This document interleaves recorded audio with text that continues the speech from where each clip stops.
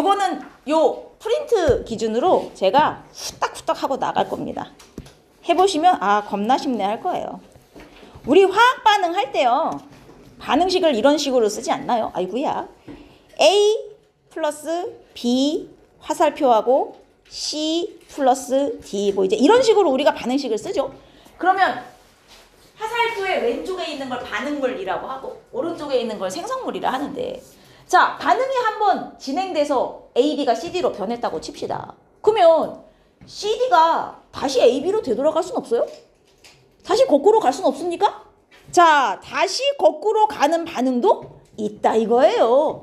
한 번 가서 못 돌아오는 반응도 있어요. 대표적인 예로 뭐 연소 같은 거? 뭘 하나 불태웠어. 그럼 얘가 다시 되돌아올 순 없잖아. 그죠? 그래서 한 번 갔다가 못 돌아오는 반응도 있지만 뭐 예를 들어 얼음이 녹아서 물이 됐다. 다시 얼어서 얼음 될 수 있는 거잖아. 그죠? 이거 왔다리 갔다리가 되는 거잖아요. 양방향으로 왔다리 갔다리가 가능한 반응도 있어요. 그래서 양방향으로 왔다 갔다가 다 된다를 표시하고 싶을 때 저렇게 양방향 화살표를 해요. 쟤는 양쪽이 다 된다는 얘기예요. 갔다가 올 수도 있는 거예요. 그래서 오른쪽으로 가는 반응을 오른쪽으로 진행하는 걸 정반응이라 하고 반대로 왼쪽으로 되돌아오면 역반응이라 그래요. 방향으로 보는 거예요. 오른쪽으로 가면 정반응, 왼쪽으로 되돌아오면 역반응. 근데 정과 역이 다 된다? 양쪽 왔다리 갔다리가 된다? 양쪽의 왔다리 갔다리, 정반응과 역반응이 모두 일어날 수 있는 반응, 이게 이제 가역반응이에요. 뭐 우리 주변에서 볼 수 있는 반응 중에서 가역도 있고 가역이 아닌 것도 있어요. 가역 반응의 반대말. 한 번 가면 못 돌아와. 비가역 반응이에요. 비가역 반응. 근데 비가역 반응에 딱 4개 나와요. 비가역에 딱 4개. 4개만 외워두시면 돼요. 비가역 반응에 아까 얘기했던 1번 연소.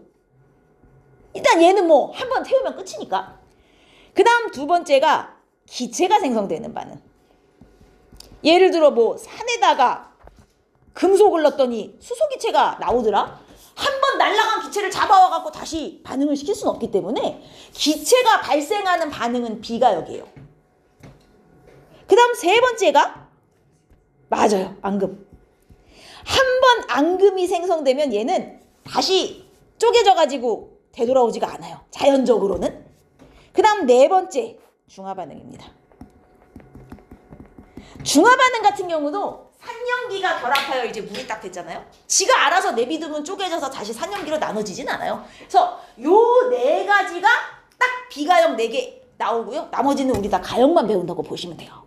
얘네는 되돌아올 수 없는 반응. 그러면 가역 반응에도 다시 이제 몇 가지 종류가 있는데요.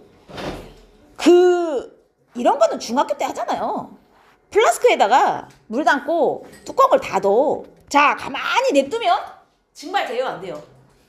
돼요, 안 돼요? 뭘 안 돼? 처음엔 되지. 처음엔 좀 돼요. 처음엔 좀 증발이 되다가 뚜껑을 막아놨기 때문에 나중에는 더 이상 물이 안 줄어드는 순간이 온단 말이에요. 그럼 그 물이 안 줄어드는 순간에 정말 증발이 안 되는 거예요? 사실은 되는 거예요. 계속 증발은 일어나고 있는데 이 안에 지금 수증기가 꽉 차지 않았겠니? 이 수증기가 가만히 있어요? 다시 물로 되돌아오는 놈들이 있단 말이에요. 그러면 증발이 되는 양하고 되돌아오는 양이 똑같으면 겉으로 볼 때는 아무것도 안 되는 것처럼 보이는 순간이 오겠죠. 그러니까 증발이 안 되는 것처럼 보이지만 사실은 안 되는 게 아닌 거야. 가고 오는 게 똑같은 거죠. 이런 게 우리가 뭐라고 부르는 거야? 평형에 도달했다. 이렇게 부르는 거예요. 평형에 도달했다. 근데 얘는 액에서 기로, 기에서 액으로 왔다리 갔다리 상태 변화잖아요. 상태 변화가 평형에 도달했다 그러면 우리가 상평형이라는 표현을 써요. 상태 변화의 평형이죠. 줄여서 상평형. 아, 이렇게 고액기가 왔다리 갔다리 하는데 속도가 같아져가지고 겉으로 볼 때는 안 움직이는 것처럼 보이는 상태. 이걸 상평형이라 그래요. 그리고 얘는 이제 증발되는 속도하고 되돌아오는 걸 뭐라 그럽니까? 기에서 액으로. 뭐 응결이라는 표현도 쓰고 우리 중학교 때는 액화 이런 표현도 쓰고 여기서는 응축이라는 표현을 많이 쓸 거예요. 그래서 증발 속도와 응축 속도가 같아지면 겉으로 볼 때는 아무 일도 안 일어나는 것처럼 보인다. 이게 이제 평형에 도달을 한 거죠. 상평형에. 뭐 아니면 이런 경우도 있어요. 내가 물에다가 설탕 녹여요. 처음에는 잘 녹아. 근데 계속 집어넣으면 이제 설탕이 안 녹고 바닥에 쌓이는 순간이 와요. 진짜 안 녹고 있는 거예요? 아니라는 거야. 사실은 이 안에 얘도 녹고 있어요, 계속. 근데 안에 녹아있는 놈이 다시 되돌아오는 놈도 있는 거예요. 그러면 녹는 속도와 돌아오는 속도가 똑같으니 겉으로 볼 때는 안 녹고 있는 것처럼 보이는 상태. 이것도 평형이에요. 근데 얘는 무슨 평형? 용해 평형. 녹는 속도와 돌아오는 속도가 같은 거죠. 용해 평형. 그럼 이거 녹는 속도가 용해 속도잖아요? 되돌아오는 걸 뭐라 그래? 녹아있다가 다시 나오는 거. 두자. 그치. 석출 속도. 용해 속도와 석출 속도가 같은 거예요. 이런 게 용해 평형이에요. 상평형. 상태 변화가 속도가 같아. 용해 평형. 용해되고 석출되는 속도가 같아. 그래서 겉으로 볼 때는 안 되는 것처럼 보여. 이게 다 평형 상태. 다 어쨌든 왔다리 갔다리가 가능하다는 건 가역 반응이란 얘기잖아요. 정도되고 역도되고.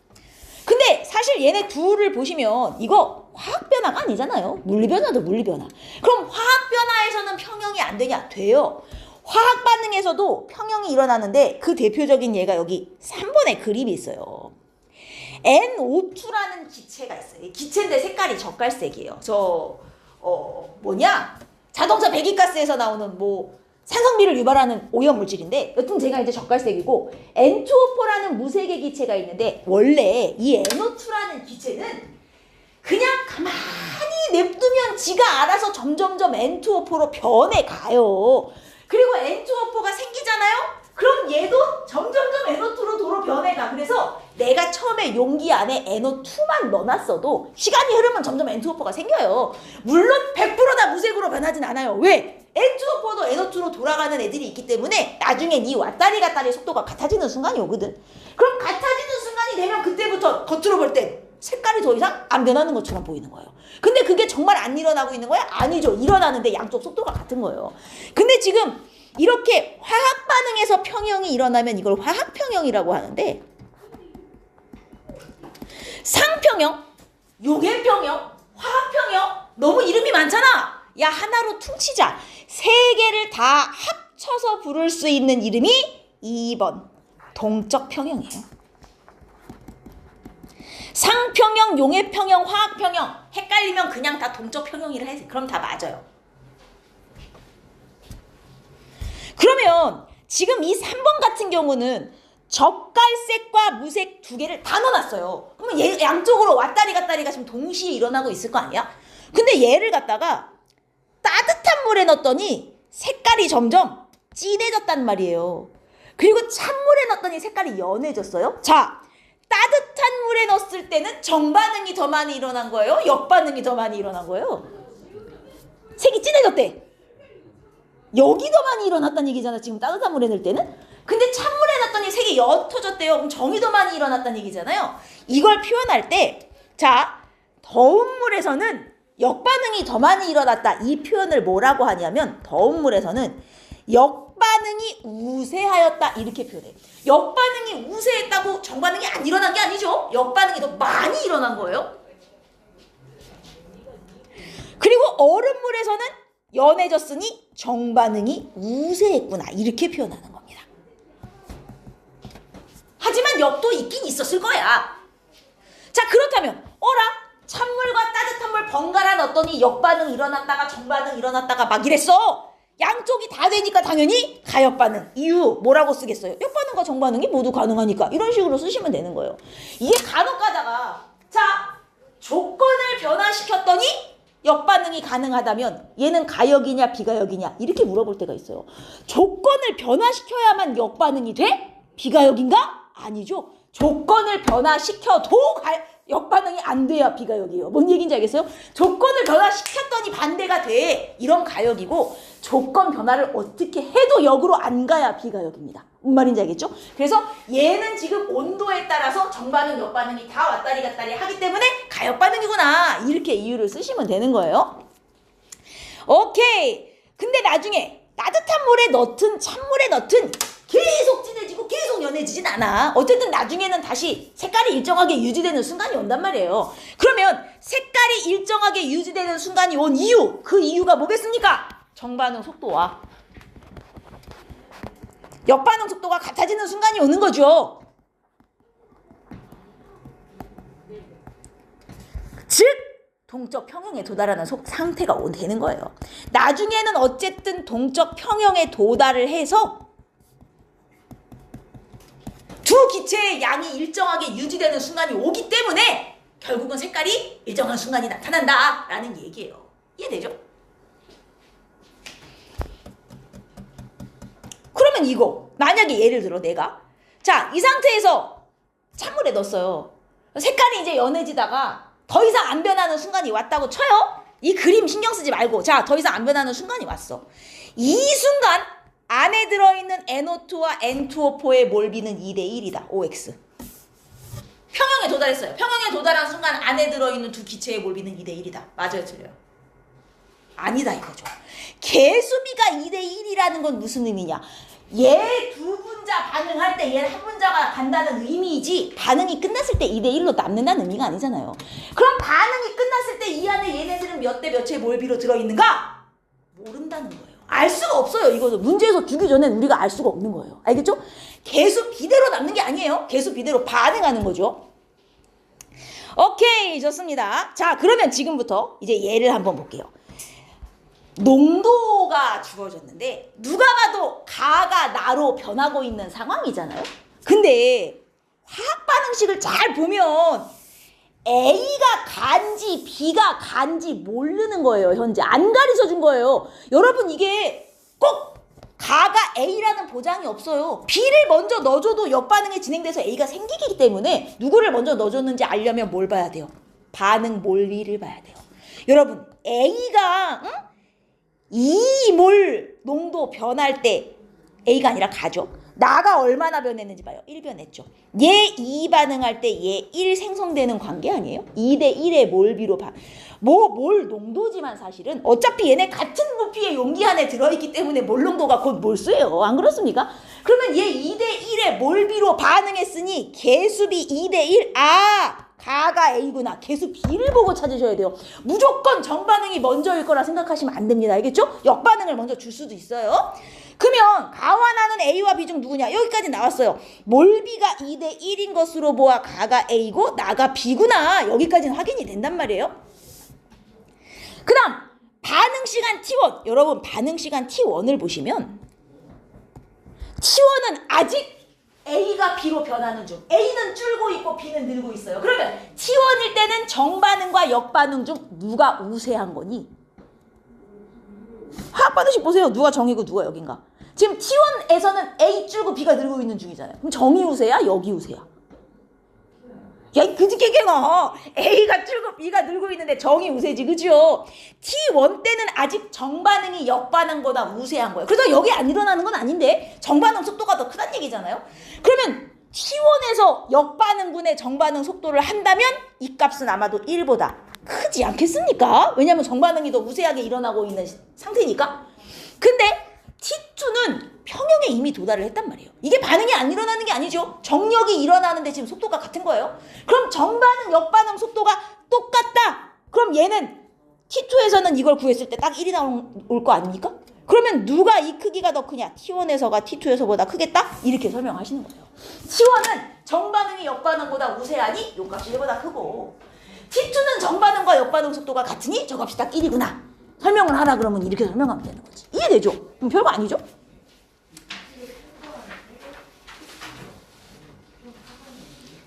어차피 여기서는 다 가역 반응만 우리가 다룰 거기 때문에 다 정반응, 역반응이 있어요.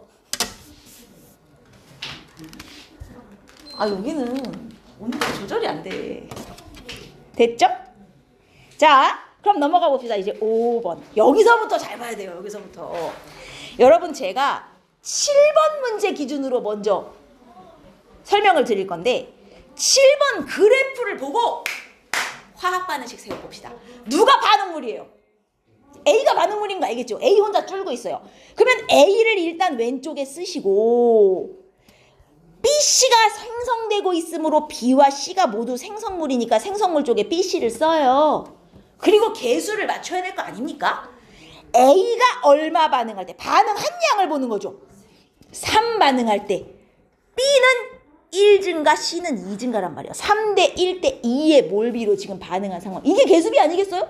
그래서 앞에다가 개수를 3대 1 안 쓰고 2 요렇게 이제 적어주면 화학 반응식이 완성이고, 이게 반응이 끝난 후에 우리가 1단원에서 그 양적 관계 하고 그럴 때는 반응물 중에 무조건 한 놈 다 쓸 때까지 반응을 시키잖아요. 근데 사실 실제로 가역 반응에서 그렇게 잘 안 돼요. 왜냐면 가역이라는 건 항상 되돌아오는 놈이 있기 때문에 항상 되돌아오는 반응과 정반응이 평형을 이루다 보니 반응물과 생성물이 실제로는 용기 안에 전부 존재하는 게 일반적인 경우야. 이런 경우가 일반적이에요. 그래서 반응물도 있고 생성물도 있고 평형에 도달해서 더 이상 양이 변하지 않는다는 게 정반응, 역반응이 속도가 같다는 뜻이잖아요. 즉 얘는 양방향이 다 된다. 그래서 화살표를 양쪽으로 해주셔야 돼요. 이게 나중에 평형에 도달했다는 건 가역이란 뜻이기 때문에 양방향 화살표를 붙여서 되돌아오는 것도 가능하다는 표시를 해줘야 돼요. 그러면 여기까지 반응식이 이제 완성이 됐어요.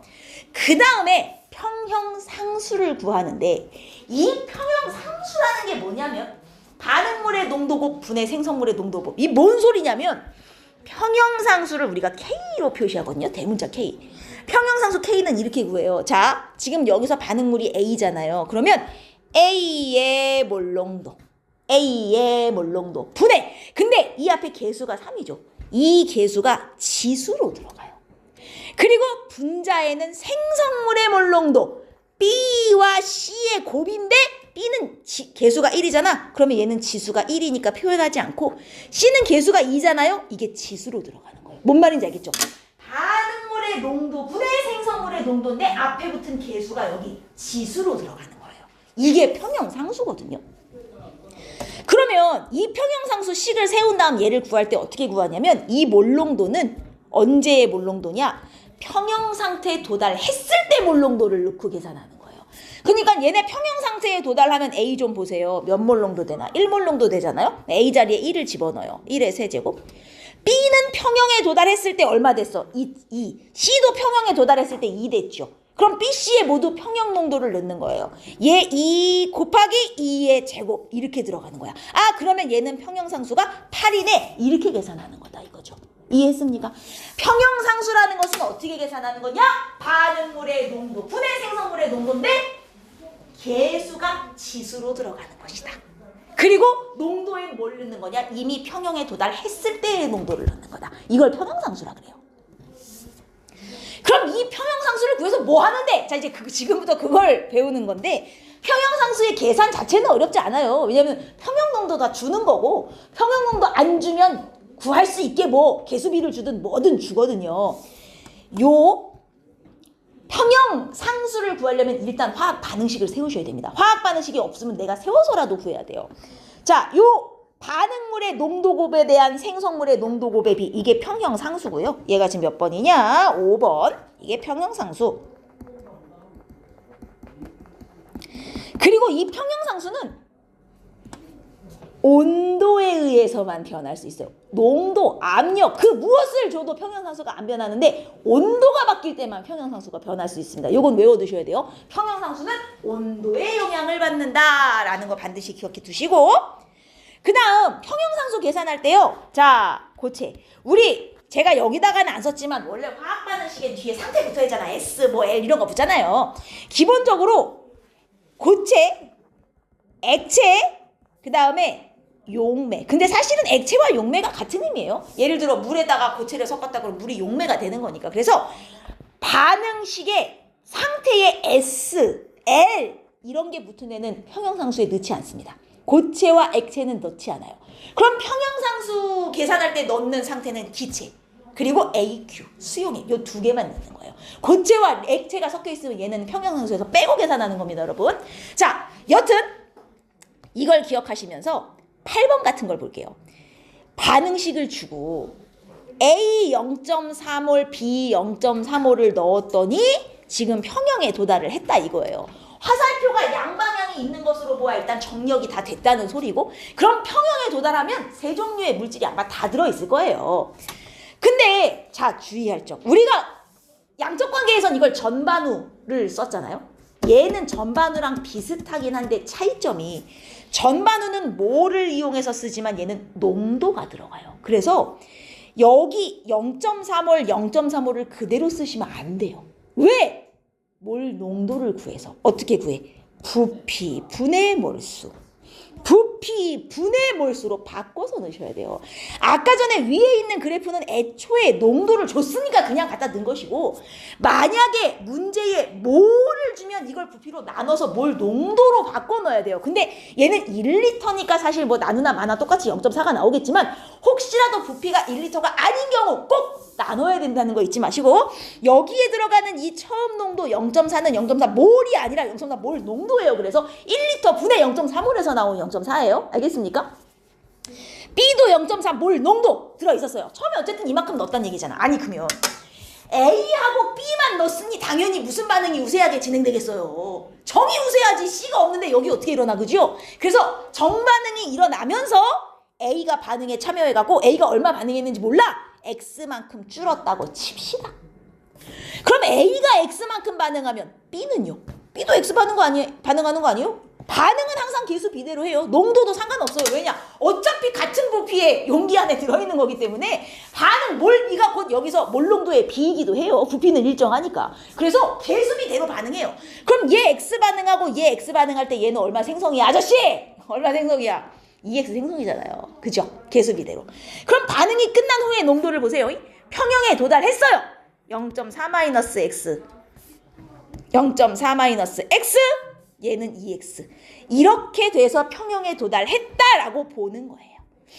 여기까지 이해했습니까? x가 평형에 도달했을 때 반응한 a, b의 농도인 거죠. 그래 놓고 이 문제는 아예 평형상수를 줘버렸단 말이에요. 64라고. 그러면 이걸 평형상수식에 이제 넣어야 돼요. 평형상수 K는 아까 반응식 어디 갔습니까? 반응물의 농도고 A의 몰농도, B의 몰농도 둘 다 계수가 1이니까 지수 안 붙고요. C의 몰농도에 C 계수 2니까 이렇게 붙어요. 이게 지금 이 반응의 평형상수식이죠. 그리고 여기다가 농도를 집어넣는데 무슨 농도? 이미 평형에 도달한 농도가 들어가는 거예요. 여기는 지금. 그러면 A와 B에는 모두 0.4-x가 들어가고요. C에는 2x의 제곱이 들어가는 것이죠. 이게 64가 나와야 되는 거예요. 이해되죠? 아니 이 그지 깽깽아 0.4-x 2x 이퀄 8 루트를 씌워요. 이걸 다 제곱을 하고 앉았지 말고 이 x가 나올 거 아닙니까? 그러면 얘를 계산해서 x가 나오면 자 평형 농도를 구하라는 게 x가 얼마니까 이 a는 0.4-x 해가지고 x 집어넣어서 평형도 얼마 이렇게까지 구해서 써야 된다는 얘기예요. 평형에 도달했을 때 A와 B와 C의 농도를 계산해서 쓰라는 겁니다. 그러니까 x를 구하면 나오는 거죠. 이거는. 이해했어요? 이게 평형상수예요. 여기까지 어렵지 않죠? 평형상수 구하는 것 자체는 쉬워요. 그러면 이 평형상수를 구해서 이제 뭐 할 거냐 이거죠. 어디다가 써먹을 거냐. 썼습니까? 어디다가 써먹을 거냐. 계산 알아서 해보시고 제가 계산까지는 안 해드려도 되잖아요. 어디다가 써먹을 건지 제가 지금부터 보여드릴게요. 9번은 안 해도 되겠죠? 화학반응식 A 플러스 B 화살표 C 쓰신 후에 A 얼마 반응, B 얼마 반응 세워갖고 평형상수, 평형 농도를 이용해서 상수 이 정도 할 수 있잖아요. 그죠? 안 해도 되니까 우리 10번으로 갑시다. 제가 10번의 평형상수 구하기 위해서 반응식을 써볼게. 누가 반응물이냐? 누가 봐도 A가 반응물이에요. A와 B 반응시켜서 C가 생성이 되는데 나중에 평형에 도달해서 다 남는 것으로 보아 역반응 가능한 반응이고 계수가 얘네 1만큼 반응할 때 C가 2 생성되는 관계이므로 1대1 대 2 여기까지 나오잖아요. 그래 놓고 이제 화학반응식 쓰고 평형상수 구하라고 1번에서 그랬으니까 평형상수 내가 구해볼게요. A의 농도, B의 농도, 분의 C의 농도 제곱 이렇게 들어간다고요? 평형 농도가 들어가는 거예요. A, B는 둘 다 1. 분모는 1이고 C는 평형 상태에서 2니까 2를 쓰신 후 제곱을 해서 얘의 평형상수가 4예요. 여기까지 구해놓고 그 다음에 뭘 보는 거냐. 자, 내가 새롭게 A, B, C를 다시 집어넣은 거예요. 1리터 용기에 2몰, 2몰, 3몰을 넣었어. 자, 정반응이 우세하게 일어날까? 역반응이 우세하게 일어날까를 추측해보고 싶은 거예요, 지금. 이럴 때 식은 똑같아요. 아까 전에 평형상수식 그대로 갖다 쓰는데 A와 B의 몰농도 분의 C몰농도 제곱이었잖아요. 아까 평형상수와 다른 게 뭐냐? 평형상수 할 때는 평형에 도달했을 때 농도가 여기 들어갔죠? 이번에는 평형 도달하기 전 넣어준 농도를 그대로 집어넣어서 계산할 거예요. 그러면 얘 2몰 넣었죠? 2몰 넣었죠? 얘 3몰 넣었는데 3몰의 제곱이죠? 계산하면 4분의 9가 나와요.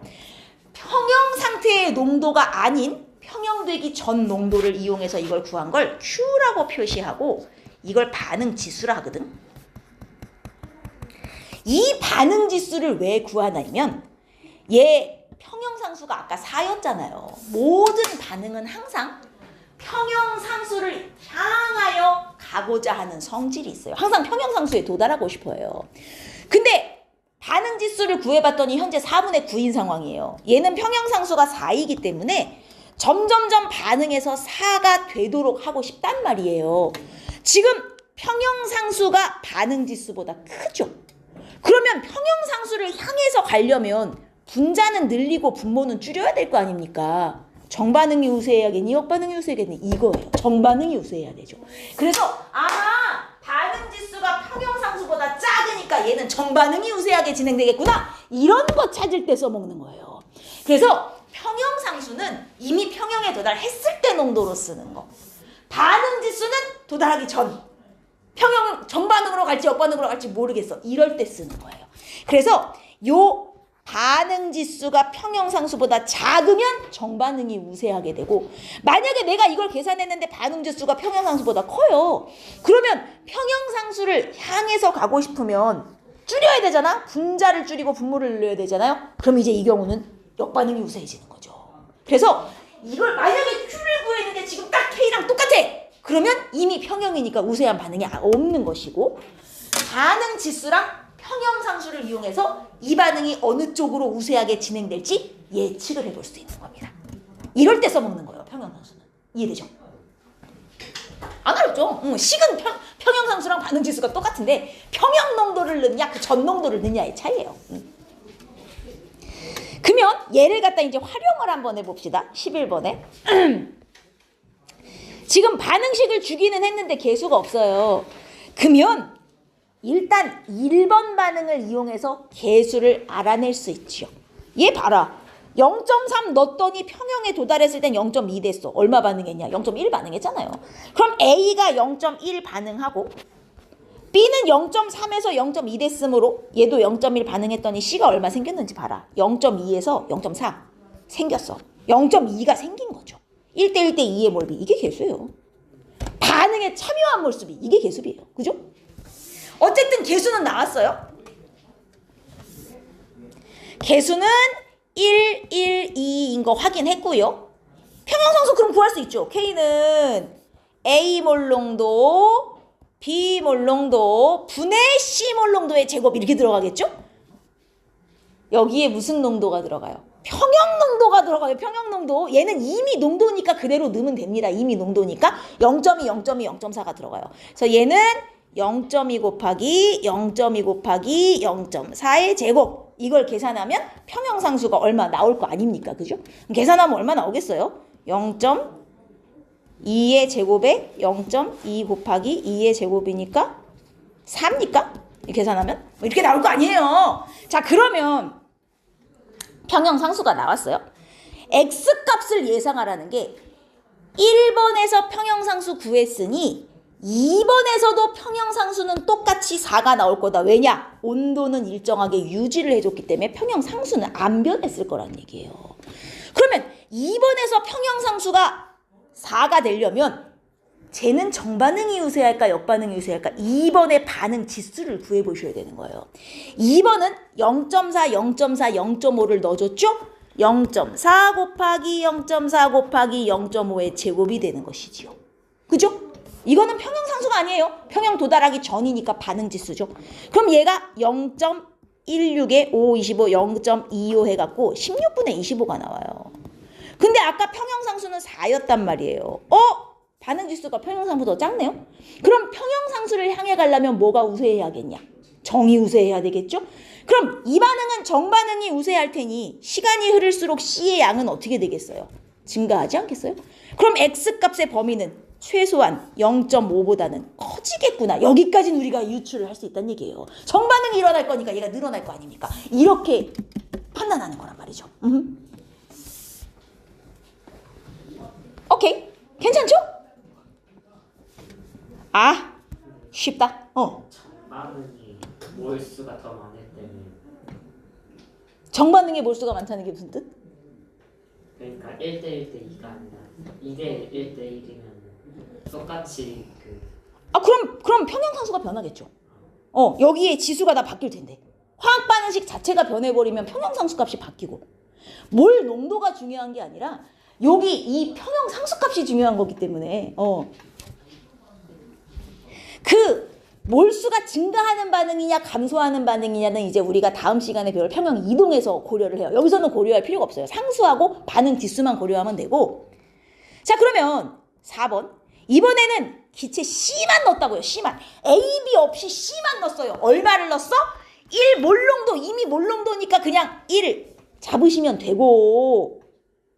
그럼 무슨 반응이 우세하게 진행되겠냐고 여기서. 여기죠. C밖에 안 넣었는데 정이 어떻게 일어나, 그죠?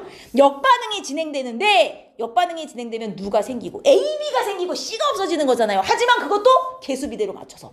그러면 평형에 도달했을 때 만약에 A가 X몰농도만큼 늘었다면 B도 X몰농도만큼 생기겠죠?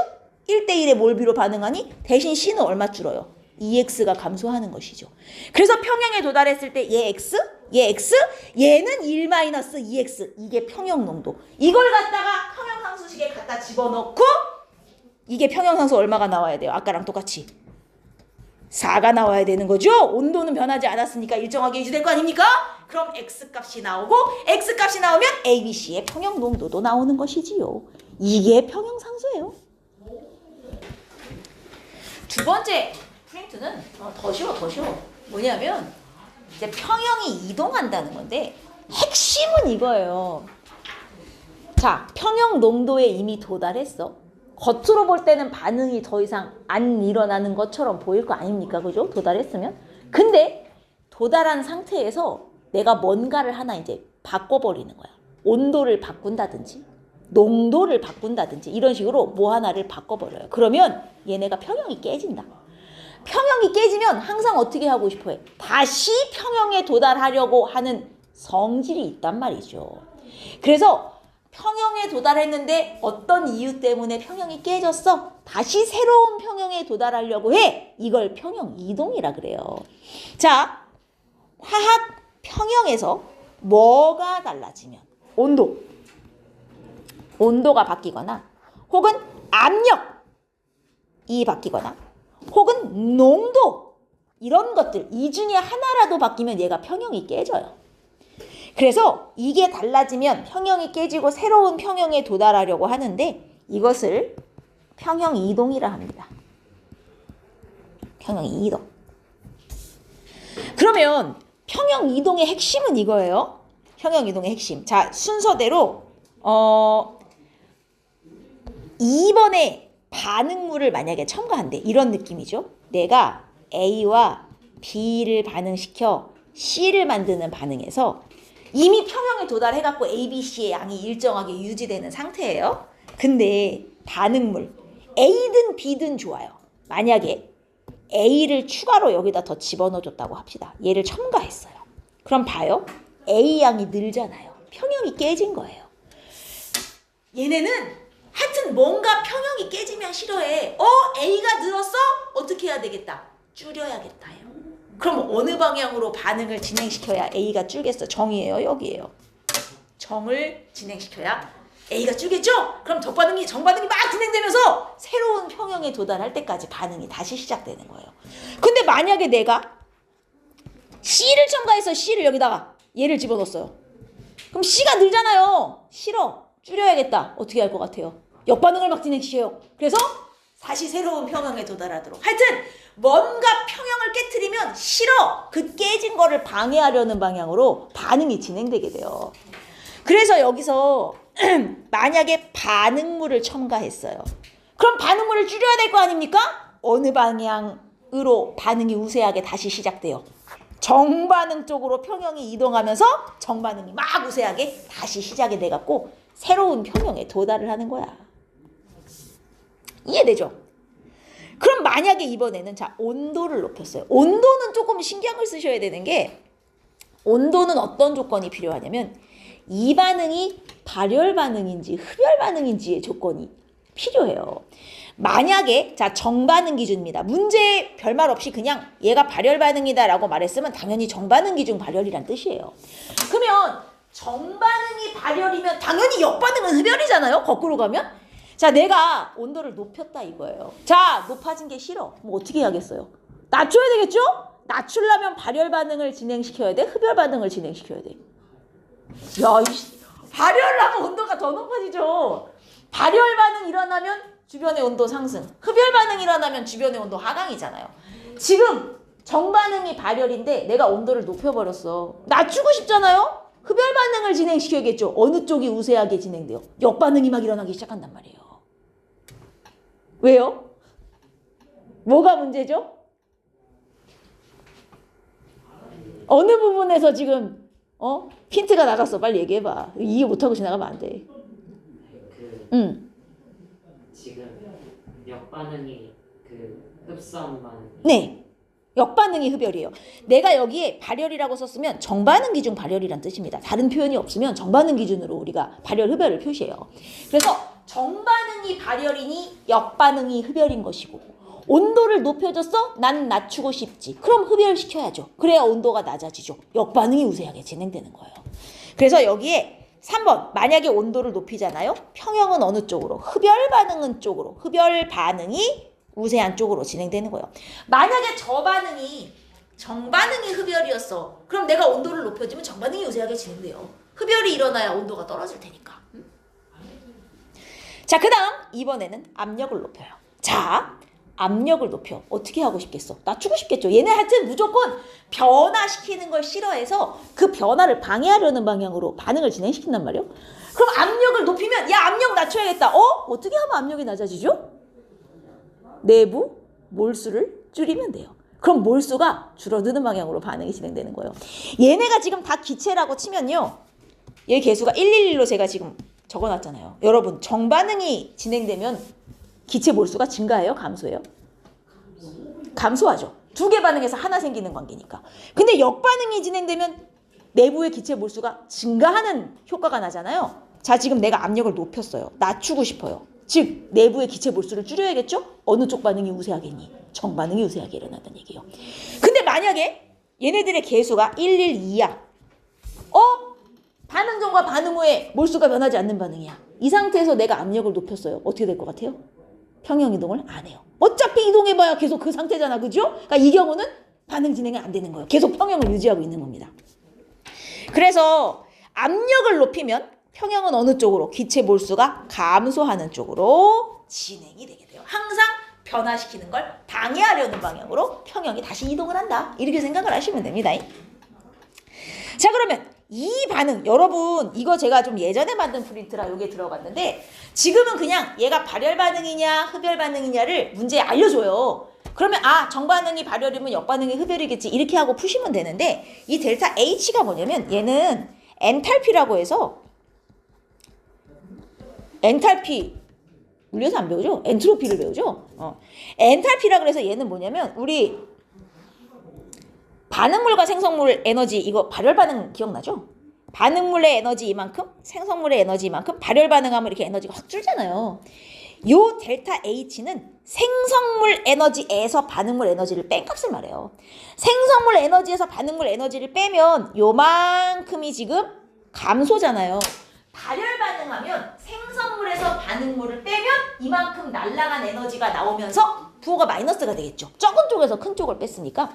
그래서 이 엔탈피가 마이너스가 됐다는 건 얘가 반응하면서 58만큼 에너지가 줄었다. 즉 이만큼을 방출했다. 이게 마이너스가 나오는 애가 발열이에요. 이게 마이너스가 나오면 반응물보다 생성물에서 이만큼이 줄었다. 즉 방출시켰다는 얘기거든요. 그러니까 숫자가 중요한 게 아니라 아하 저게 마이너스가 붙어서 이거 발열. 만약에 얘가 델타 H가 이렇게 나오잖아요. 흡열이에요. 반응하면서 올라간 거예요. 에너지가. 이해됐죠? 얘가 마이너스면 발열이다를 기억하시면서 물론 정반응 기준입니다. 항상 정반응 기준으로 발열이에요. 그럼 역반응은 흡열이겠지 뭐. 자, 얘 발열 반응인 상황에서 한번 봅시다. 내가 N2O4를 제거했어요. 지금 평형에 이미 도달한 상태에서. 그럼 얘가 줄었잖아요?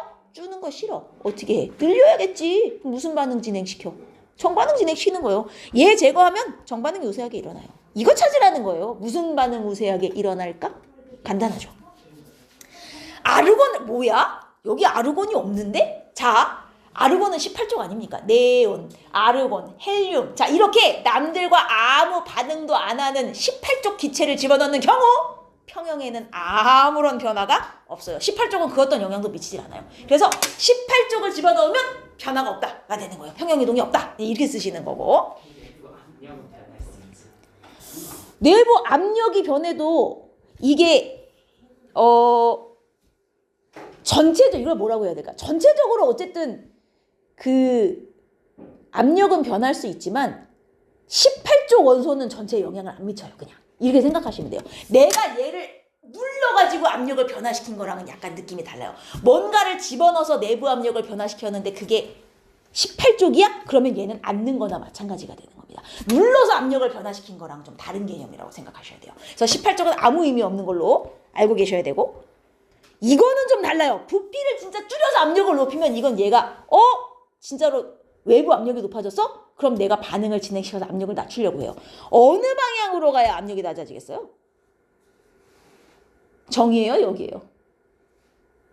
압력을 높여서 낮추고 싶어요. 정으로 가야 몰수가 줄어들 거 아닙니까? 2에서 1로, 그렇죠? 그래서 얘는 정반응이 우세하게 돼요. 부피를 줄여 압력을 높이면 정반응 우세. 온도 높이면요? 얘 지금 정반응이 발열이에요? 온도를 높였어요. 낮추고 싶어요. 어떻게 해요? 여기 우세죠. 정반응이 발열이면 여기 흡열이잖아요. 온도 낮춰야 되니까 역반응을 우세하게 한단 말이에요. 아하, 이때는 여기 우세하겠구나. 이렇게 보셔야 돼요. 됩니까? 자, 그러면 이제 요 그림을 한번 봐봐요. 얘가 A2와 B2가 반응하여 이 AB가 생성되는 어떤 반응인데 300켈빈일 때와 400켈빈일 때 지금 상태가 이래요. 이 반응은 발열 반응일까요? 정반응 기준, 정반응이 발열 반응일까요? 흡열 반응일까요? 를 보는 거예요. 발열이에요, 흡열이에요, 정반응이?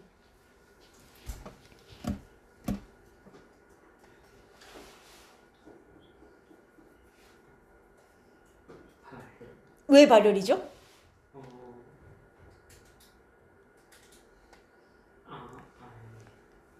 왜 자신감이 없어요? 발열 아니면 흡열이지 뭐. 정반응이 흡열이에요? 왜? 온도가 높았는데 AB가 더 많아. 자, 봐요. 온도가 높아졌더니 정이 우세해요? 역이 우세해요? 아니죠. AB가 늘어났어요, 지금? AB가 하나, 둘, 셋, 넷, 다섯, 여섯이었는데 하나, 둘, 셋, 네 개. 줄었어요, 오히려 생성물이. 온도를 높였더니 역반응이 우세해진 거예요, 지금 현재. 그죠? 생성물이 줄었다는 건. 그럼 왜 역반응이 우세했을까? 여기 뭐였다는 거, 역반응이. 온도를 높였더니 역반응이 우세했어. 역반응이 일어나면 온도가 낮아졌다는 얘기잖아요? 즉 역반응이 흡열이다. 그러면 정반응은 발열이죠. 이해돼요? 그 이유를 이렇게 쓰는 거예요. 온도를 높였더니 생성물이 줄어서 역반응이 우세해졌구나. 역반응이 흡열이니 정반응이 발열이구나. 이해되죠? 온도를 높였어. 여기 우세하게 일어났어. 여기 흡열이야. 왜냐하면 생성물이 줄었다는 건 역반응이 진행된다는 뜻이니까. 어떤 식인지 알겠어요? 안 어렵죠? 이게 평형 이동이에요. 항상 싫어하는 방향으로 진행된다가 핵심이고요. 그러면 자, 이 반응의 평형상수는 제가 아까 뭐라 했습니까? 평형상수는 압력, 농도에 의해선 변하지 않고 온도에 의해서만 바뀌는 게 평형상수거든. 지금 이 경우는 실제로 온도를 바꿨으니 평형상수가 변해요. 300켈빈에서 400켈빈으로 올리면. 그러면 이 반응의 평형상수는 온도가 높아지면 어떻게 변하냐? 여러분, 얘네 온도가 높아지면 무슨 반응이 우세해요? 역반응이 우세해지죠. 온도가 높아지면 역반응이 우세. 근데 평형상수라는 건 어떻게 구하는 거예요? 반응물 농도 곱분의 생성물 농도 곱 아닙니까? 이게 평형상수 아닙니까? 그러면 역반응이 우세한다는 건 생성물이 줄고 반응물이 늘어난다는 얘기죠. 자, 그럼 얘는 온도를 높이면 분자가 줄고 분모가 늘어나니 평형상수 값이 어떻게 돼요? 감소하는 거예요. 이해입니까? 이해됐어요? 아, 얘는 정반응이 발열이고 역반응이 흡열이야. 그래서 온도를 높였더니 흡열 반응이 막 진행해서 역반응이 우세해졌어. 역반응이 우세하니 생성물은 줄고 반응물이 늘어서 평형상수 값이 감소했겠구나. 그래서 어떻게 변하냐? 감소. 이유는 얘네들을 이제 쓰시면 되는 거예요. 역반응이 흡열이다. 그러면 역반응이 진행되면 분자 감소, 분모 증가, 아이고 평형상수 감소가 되는 겁니다. 오케이? 이해했어요? 이게 만약에 농도나 압력을 변화시킨 거였으면 평형상수 값은 변화가 없었을 거예요. 온도가 변했을 경우만 평형상수 값이 바뀝니다. 온도에 의해서만 영향을 받기 때문에 얘는.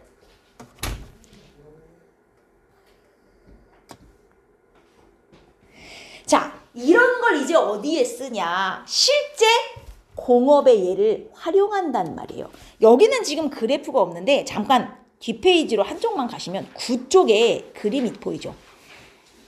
이게 여러 압력과 온도를 바꿔가면서 암모니아 생성을 해본 결과 이런 그래프가 나왔다는 소리예요. 여러분 암모니아 어디에 쓰죠? 농업, 질소. 맞아요. 비료 만들 때 쓰잖아요. 그래서 이 비료를 만들기 위해서 공장에서 암모니아를 합성하는데 사실 이게 가역 반응이기 때문에 얘는 뭐 암모니아 반응이라고는 안 나왔지만 이게 가역 반응이기 때문에 내가 질소와 수소를 집어넣는다고 해서 이게 100%가 암모니아가 되진 않아요, 사실은. 그 중에 다시 되돌아오는 애도 있어갖고 실제로 암모니아로 얻는 비율은 100%가 안 됩니다. 그러면 100%를 얻을 수는 없더라도 최대한 많이 얻고 싶을 거 아니에요, 그죠? 그래서 전체 중에 얘를 얼마나 얻을 수 있냐, 그 비율을 수득률이라 그래요. 내가 수득률을 높이고 싶다 이거예요. 그러면 이게 만약에 암모니아 반응이고 얘가 3H2하고 NH2 해갖고 이게 암모니아 반응이라 치면 NH3 반응이라 치면 어느 쪽 반응이 우세해야 암모니아를 더 많이 얻을 수 있냐면 정반응이 우세해야 암모니아를 많이 얻을 수 있는 거 아닙니까? 역반응이만 우세하게 진행되면 이미 얻은 암모니아도 손실되는 거잖아요. 그래서 최대한 어떻게 하면 암모니아를 얻을까? 여러 단계로 실험을 해봤더니 자 보세요. 일단 여기 압력. 어이구, 압력이 높아질수록 전체적으로 수득률이 올라가네요. 압력을 높였더니 암모니아를 많이 얻을 수가 있네요. 그치요? 그럼 왜 압력을 높이면 암모니아의 수득률이 올라갈까요? 압력을 높이면 어떻게 하고 싶어 해? 낮추고 싶어 하잖아요. 근데 얘네들의 개수가 여기는 3, 1 더해서 4고 얘는 2 아니겠습니까? 정반응이 우세해야 압력이 낮아지는 거예요. 그래서 압력을 높였더니 얘가 정반응을 막 진행시켜갖고 압력을 낮추려고 해. 그러다 보니 수득률이 올라가는 거죠. 그래서 암모니아 얻기 위해서는 일단 압력은 높을수록 좋아요. 그럼 온도는 어떨까요? 자, 여기를 보아하니 온도가 높아질수록 오히려 수득률이 지금 어떻게 되고 있어요? 떨어지고 있죠. 그럼 온도를 높이니까 어느 쪽 반응이 우세했단 얘기예요? 역반응이 오히려 우세했단 얘기예요. 왜 온도를 높이면 여기 우세했을까요? 역반응이 발열인가 흡열인가? 역반응이 흡열이었던 거예요. 역반응이 흡열이라서 온도를 높이면 낮추려고 막 역반응을 한 거야. 여기 흡열이면 정은 발열이었겠죠. 얘는 발열 반응이었던 거예요. 그래서 실제로 암모니아를 얻으려면요. 압력은 높이고 온도는 낮추는데 이게 어느 정도 공업적으로도 가장 좋은 효율을 맞추기 위해서 압력은 어느 정도, 온도는 어느 정도 이게 이제 요 그래프에서 영역을 정해가지고 딱 그 정도를 맞춰서 생산을 해요. 이런 걸 수득률이라 하고 이런 수득률 계산할 때 이거 쓰는 거예요. 얘 온도를 올려야 좋겠냐 낮춰야 좋겠냐 응? 압력을 높여야 좋겠냐 낮춰야 좋겠냐 이거 할 때 쓰는 겁니다. 실제로 평형이동. 그러면 이 반응의 정반응은 발열 반응임을 알 수 있어요. 뭘 보고 알았어요? 온도가 높아졌더니 오히려 수득률이 떨어지잖아요. 온도가 높아지니까 역반응이 우세했다는 소리잖아요. 아유 역반응이 흡열이네. 정반응은 발열이지. 이렇게 쓰는 거란 말이에요. 이유를 쓸 때. 그 다음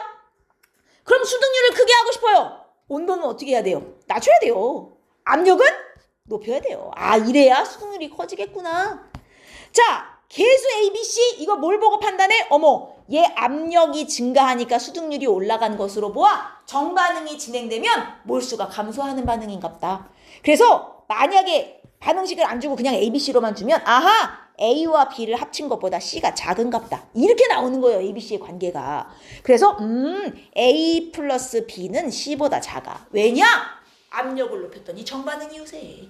몰수가 감소하는 반응이구만. 이렇게 되는 거죠. 다 기체라고 쳤을 때. 이해되죠? 안 어렵죠? 요게 이해되셨으면 다시 이제 앞으로 7번의 암모니아 반응을 보시면 돼요. 수득률을 높이고 싶어요. 즉 정반응을 우세하게 하고 싶어요. 뭘 첨가해서 그럼 뭘 집어넣어야 돼요? 정반응 우세하게 하고 싶어. 뭘 넣으면 돼요? 뭘 넣어요? 질소나 수소, 반응물 넣으면 돼요. 얘나 얘를 집어넣으면 그걸 낮추고 싶어가지고 막 정반응을 우세하게 할 거 아닙니까? 즉 뭘 첨가해서 수득률을 높이고 싶으면 얘나 얘를 넣으면 돼요. 그러면 막 정반응이 진행되겠죠? 줄이고 싶어갖고. 자, 그러면 이번에는 압력을 변화시켜서 수득률을 높이고 싶어요. 압력을 높여야 돼요? 낮춰야 돼요? 압력을 높여야 돼요. 왜냐? 압력을 높여야 정반응이 진행돼서 몰수가 낮아지는 반응이 될 거거든요.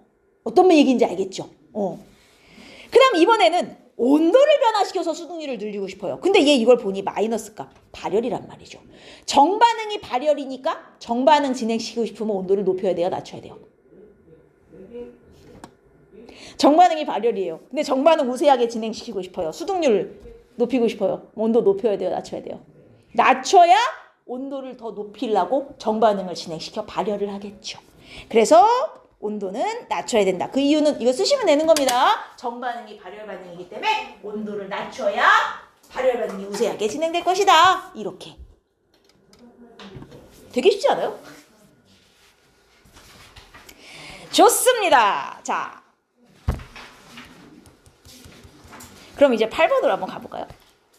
내가 기체를 이렇게 넣었어요. 이런 반응식을 갖고 있는 상태에서 이미 평형에 도달을 했단 말이에요. 지금 보시면 이미 평형에 도달해서 압력이 일정하게 유지가 되고 있어요. 근데 여기다가 기체 B를 갖다 추가로 넣어준 거예요. 그랬더니 반응이 이런 식으로 이제 그래프처럼 됐어요. 여러분, 이걸 보고 A와 B의 크기를 비교하실 수가 있어야 돼요. 이걸 어떻게 비교할까요? A가 큰 걸까요? B가 큰 걸까요?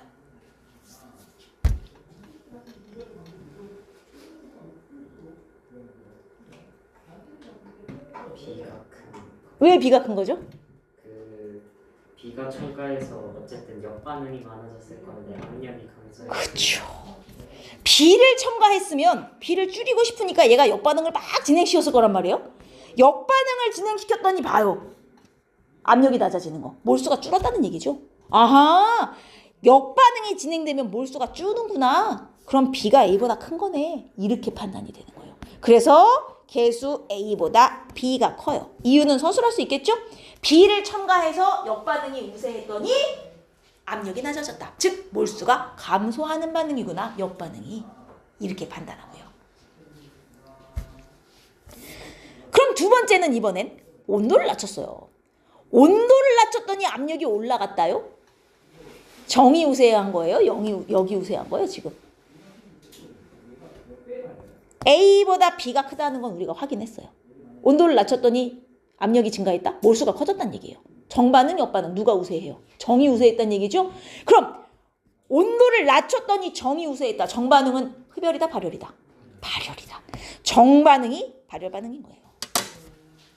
온도를 낮췄더니 압력이 증가한 것으로 보아 몰수가 커지는 방향으로 진행됐구나. 즉 정반응이 발열이구나. 이렇게 되는 겁니다. 자, 평형상수를 비교해 볼 건데 T2, T3 구간 여기에 평형상수 그리고 T4 요 T1, T2에서는 아마 평형상수 변화가 없었을 거예요. 온도는 일정했을 테니까. 근데 T3, T4 이 사이에선 평형상수가 변했을 거란 말이죠. 온도 변화가 있어서. 그러면 어떻게 평형상수가 변했겠냐? 정반응이 우세하게 진행돼서 생성물이 늘어나고 반응물이 감소했겠구나. 그럼 평형상수는 커진 거예요? 작아진 거예요? 커진 거죠. 그래서 T2, T3 구간의 평형상수보다 T4 이후 평형상수가 크겠다. 왜? 온도를 낮췄더니 정반응이 우세하게 진행됐을 거란 말이죠. 정반응이 우세하게 진행되면 뭐? 반응물 감소, 생성물 증가, 평형상수 증가가 됐겠구나. 이걸 쓸 수 있어야 된다는 얘기예요.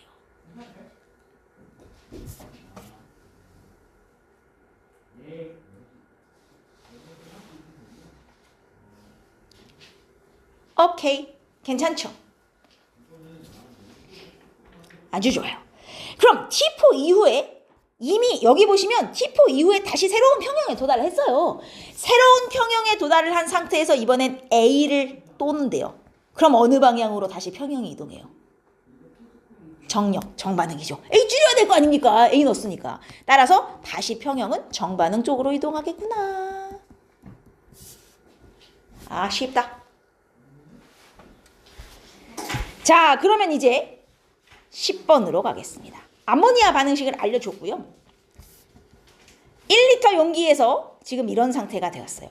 가에서 뭔가를 한번 변화시켰고 나에서 또 뭔가를 한번 변화를 시킨 상황이에요. 가에선 뭘 변화시킨 것 같아요? 딱 봐도. 수소를 넣었죠. 가에서는 수소 첨가예요. 그럼 당연히 어느 쪽의 반응이 우세하게 진행됐겠어요? 정반응 쪽으로 평형이 이동했을 거예요. 정반응 우세. 그래 놓고 여기서 새로운 평형에 이미 도달했나요? 도달을 했는데 뭔가가 또 바뀌었다 이거예요. 자, 나에서는 뭘 변화시켜준 것일까요? 를 한번 생각해 봅시다. 지금 나에서는 일단 어느 쪽 반응이 우세한 것 같습니까? 여기 우세한 건 알겠죠. 평형이 깨지면서 역반응이 우세해졌단 말이에요. 그럼 무슨 조건을 변화시켰길래 저기서 역반응이 우세하게 진행됐을까요?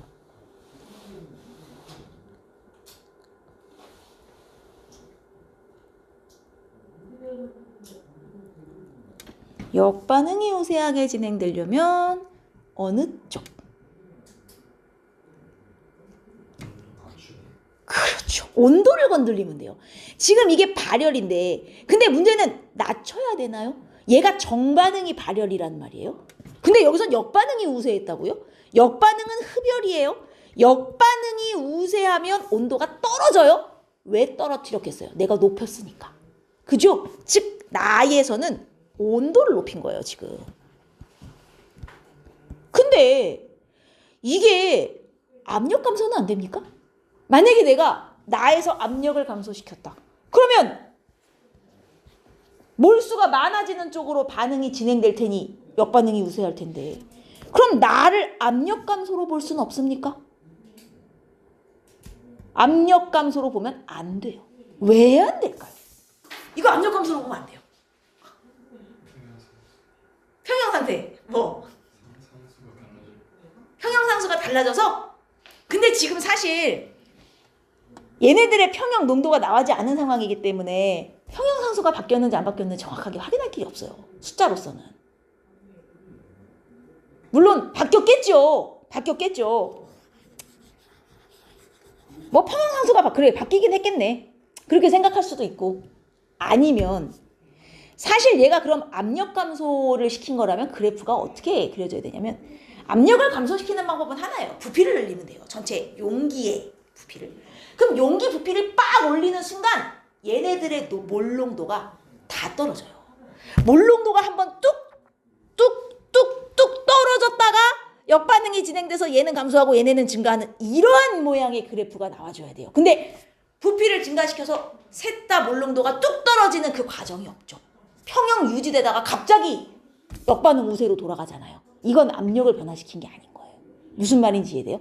압력을 감소시킬 수 있는 방법은 현실적으로 부피를 늘리는 방법인데 부피를 늘리면 얘네들의 몰농도가 한 번에 다 떨어졌다가 다시 평형에 도달하는 그 그래프가 그려져 있어야 돼요. 그게 없죠. 그래서 어쨌든 얘는 온도 변화로 봐야 돼요. 평형 상수도 변하긴 했겠네요. 그럼 어떻게 변하는지 한번 써볼까요? 가 이후에는 평형 상수가 이때는 변하지 않죠. 온도를 변화시킨 게 아니기 때문에 가 이후에는 평형상수의 변화가 없어요. x. 근데 나 이후에는 변했을 거예요. 나 이후에는 어떻게 변했을 거냐. 역반응이 우세했으니 생성물 감소, 반응물 증가. 그러면 평형상수 값은 감소했겠구나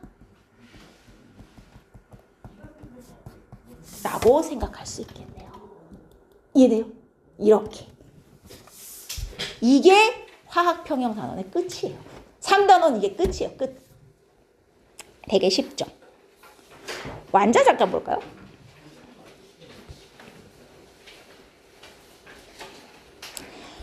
완자의 126페이지를 가시면 여기 뭐 가역반응, 비가역반응의 몇 가지 예시가 나와 있는데요. 기본적으로 찾았냐? 126쪽. 정반응은 어느 쪽? 오른쪽으로 가는 거. 역반응은 왼쪽으로 가는 거. 이 방향으로 따지시는 거고요. 정역은 모두 일어나면 가역, 한쪽만 가면 비가역인데 이 염화 코발트가 뭐냐면 여러분 푸른색 염화 코발트 종이 알죠? 뭐 할 때 쓰는 거예요? 그거? 물인지 아닌지 확인할 때. 원래 파란색인데 물만 나면 빨개지잖아요? 이거를 갖다가 햇빛 아래 바짝 말리면 도로 파래져요. 그럼 또 물에 대면 또 빨개져요. 바짝 말리면 또 파래져요. 그러니까 얘는 왔다 갔다가 되는 거예요. 이렇게 가역이라는 걸 보여주는 거야. 이거를 넣어서 만든 종이가 염화 코발트 종이고 원래는 파란색 가루예요. 그래서 물이 없을 때는 원래 파란색에다가 여기다 물을 넣으면 이게 뭐냐면 염화 코발트에 물이 그냥 들러붙은 거예요. 그러니까 화학 변화가 아닌 거죠. 그냥 물리 변화예요. 물과 합쳐진 거예요. 쉽게 말하면 뭐 녹은 거라는 느낌? 그래서 붉은색이 됐다가 이거 건조기에 넣어서 바짝 말리면 도로 파래져요. 왔다리 갔다리가 돼요. 가역이네. 이거 보여주고 싶은 것이고 황산고리도 황산고리 원래 색깔이 파랗잖아요. 이게 물이 이미 수분이 포함된 거예요. 황산고리는 물이 있어야 색깔이 파래요. 그래서 얘를 갖다가 얘가 물이랑 합쳐져 있는 상태라서 파란색인데 이걸 건조기에 넣어서 바짝 말리면 하얘져요. 이걸 무수 황산고리라 해요. 물 하나도 없이 100% 황산고리만 있는. 근데 요 하얀 황산고리를 공기 중에 놔요. 가만히 냅두면 지가 알아서 공기 중에 수분을 수증기를 흡수해갖고 도로 파래져요. 그러니까 왔다리 갔다리가 되는 거예요. 얘도 이런 게 가역이에요. 왔다 갔다 되는. 석회동굴 에이 이게 상식이잖아요. 석회암지대에 이게 뭐냐? 지하수. 물에 이산화탄소가 많이 녹아있는 게 지하수예요. 석회암지대에 지하수가 흐르면 오랜 세월이 흐르면 거기 이제 동굴이 뚫려요. 석회암이 지하수에 녹아 들어간 거죠. 근데 녹아있던 석회암이 또 오랜 세월이 흐르면 도로 조금씩 나와갖고 쌓여요. 그래갖고 막 천장에 주렁주렁 매달려. 이게 종류석이죠. 바닥에서 자라나면 석순이고. 그래서 석회 동굴이 생성되는 과정하고 종류석 석순이 생성되는 과정이 완전히 정반대예요. 하나가 정반응이면 하나가 역반응이죠. 굉장히 오래 걸리는 반응이긴 하지만 어쨌든 왔다리 갔다리가 되지 않습니까? 가역반응이네요. 이 얘기예요. 비가역은 딱 4개 나온다 그랬습니다. 염소, 앙금 생성, 기체 발생, 중화 반응 딱 4개 나와요. 이거 비가역 외워두시면 되고. 자, 동적 평형 아까 했습니다. 이거 상평형. 이거 그래프만 볼 거예요, 여러분. 증발 속도 봐봐요. 증발 속도는 처음이나 나중이나 지금 일정해요. 이게 물을 담아놓고 뚜껑 닫았다고 해서 증발 속도가 느려지지 않아요. 증발 속도는 계속 일정해요. 왜냐? 증발 속도는 무엇의 영향만 받냐? 온도의 영향만 받아요. 그러니까 온도만 일정하게 유지해주면 이건 계속 같아요. 근데 공기 중에 수증기량이 늘어나니까 되돌아오는 애가 늘어나는 거예요. 응축 속도가 변하는 거예요. 그래서 나중에 같아지면 평형에 도달해서 증발이 안 일어나는 것처럼 보이는 순간이 오는 거죠. 이게 용해도 마찬가지야. 용해도요. 녹는 속도는 계속 똑같아요. 바닥에 설탕이 쌓여 있어도 계속 녹는 속도 똑같아요. 단지 석출 속도가 증가하는 거예요. 그래서 이 그래프도 증발을 용해로 바꾸고 응축을 석출로 바꾸면 똑같아요. 항상 증발 속도, 용해 속도는 같고 응축 속도, 석출 속도가 증가해서 나중에 평형이 되는 거다. 이렇게 생각하시면 됩니다. 별거 아니죠? 그리고 요 뒤에 이제 화학평형. NO2랑 N2O4 듣고 색깔 변하는 거 왔다리 갔다리. 이 화학평형. 다 했으니까 넘어가도 되죠? 그래서 평형에 도달하는 게 정반응 속도와 역반응 속도가 같아질 때인데 이때 평형에 도달한 점 기준으로 얼마나 반응에 참여했냐를 보면 얘네 화학 반응식 계수까지 해서 세울 수 있다는 거 알려주는 것이고 여기 뭐 쉬우니까 숙제로 풀어봅시다. 여기 가장 쉬운 파트니까. 그리고 138쪽에 평형상수 구하는 식 오히려 이게 더 복잡해요. 평형상수 반응물 농도 곱분의 생성물 농도 곱 이거 할 수 있으면 되고 그리고 그 다음 페이지에 가면 반응 지수가 있어요. 식 똑같아요. 평형 농도가 들어가냐 평형 전 농도가 들어가냐의 차이일 뿐. 그래서 정반응이 우세할 거냐 역반응이 우세할 거냐를 판단하는 건데 이런 것도 여기는 쉬우니까 여러분 숙제로 풀어보시고 제가 한번 해드리고 싶은 문제 이런 거예요. 148쪽에 10번 같은 거 148쪽에 10번을 보시면 이미 평형에 도달을 했어요. 이게 꼭지가 지금 닫혀있는 거거든요. 그래서 양쪽에 A, B 집어넣어갖고 가는 가대로 나는 나대로 이미 평형이 된 상태를 표현한 거예요. 그러면 이미 평형이 된 상태니까 이걸 평형상수를 구할 수 있단 말이에요. 가 기준으로. 화학 반응식 어디 있어요? 그럼 얘 반응물의 농도 분의 생성물의 농도 B의 제곱 이렇게 돼서 이미 요게 평형에 도달한 상태니까 요걸 지금 집어 넣으시면 되는 거 아니겠습니까? 그래서 얘가 평형상수가 2가 나온다고요. 근데 가하고 나는 온도가 똑같기 때문에 평형상수가 똑같아야 된단 말이죠. 그러면 나도 요 식에 집어넣어서 평형에 도달했을 때 X값을 구할 수 있단 말이죠. 이해했습니까? 근데 사실은 여러분 이게 이렇게 그대로 넣으면 안 되는 거예요. 이거 몰이죠. 원래는 넣을 때 어떻게 넣었어야 돼요? 부피로 나눠서 농도로 바꿔 넣어야 하지만 1리터니까 제가 그냥 지금 넣은 거예요. 그래서 얘도 평형상수가 구해보면 A 이 젠장 평형상수를 구해보면 A의 농도 분의 B의 농도의 제곱 이렇게 해서 똑같이 2가 나와야 된다는 뜻이잖아요. 그러면 지금 X값이 얼마예요? 8입니까? 맞죠? 그러면 이것도 마찬가지인 게 사실은 1로 나눠서 들어갔어야 되는 거예요. 근데 얘가 1이라서 그냥 생략하고 든 거예요. 얘가 8인 거거든요. 여기까지는 이게 나와요. 평형상수가 같아야 하니. 근데 그 다음에 뭐라 그래요? 콕을 풀어버려요. 꼭지를 풀면 A의 몰수, B의 몰수가 섞이면서 평형이 깨지는 거예요. 다시 반응을 시작해야 돼요. 어디까지? 다시 평형상수 2에 도달할 때까지.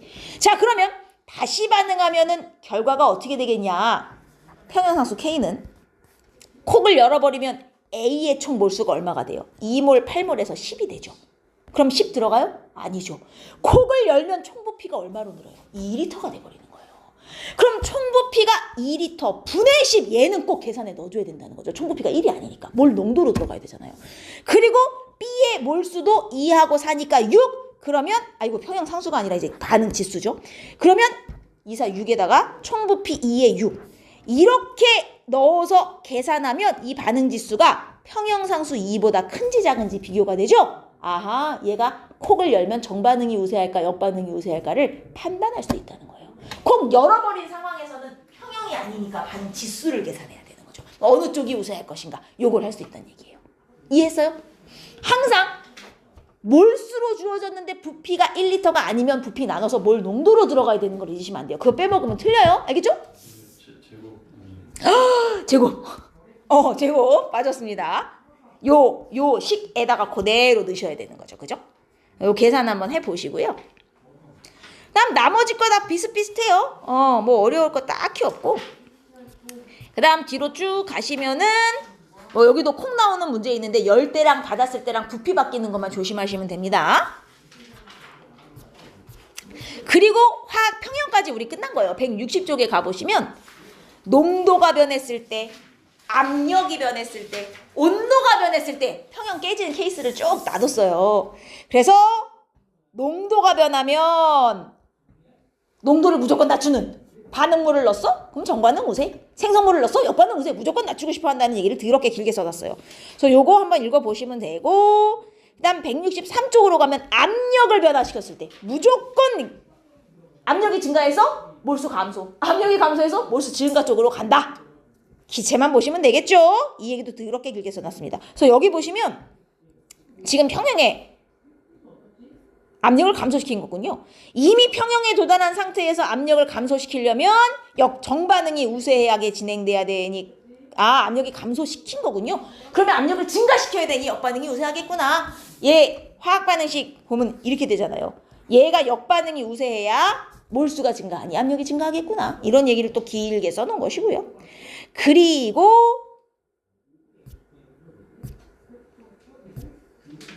167쪽으로 가면 이제 온도를 변화시키는. 온도 변화시키는 경우는 조심하셔야 되는 게 이때는 아예 평형상수값 자체가 바뀌어버려요. 온도를 변화시키는 경우는 이것만 조심하시면 돼요. 그래서 만약에 온도를 높인다. 흡열적으로 우세하게. 온도를 낮춘다. 발열적으로 우세하게. 그럼 정반응이 흡열인지 발열인지를 알고 있어야 되겠죠. 됐습니까? 되게 쉽죠? 이게 다예요. 그래서 수득률, 이게 암모니아예요.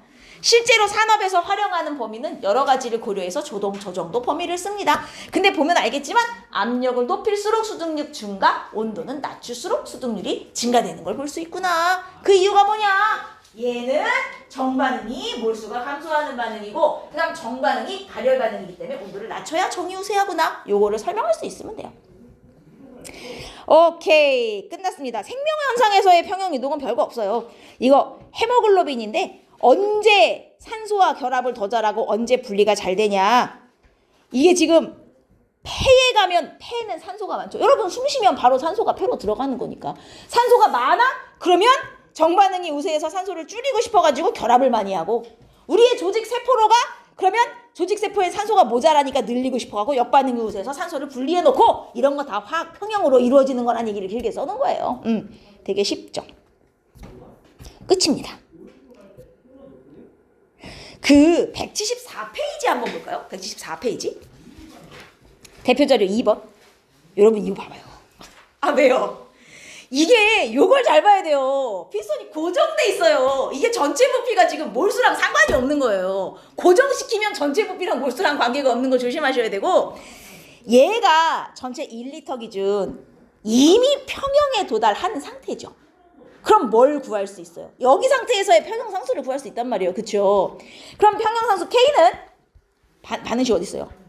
반응물의 농도곱 A 곱하기 B의 제곱에다가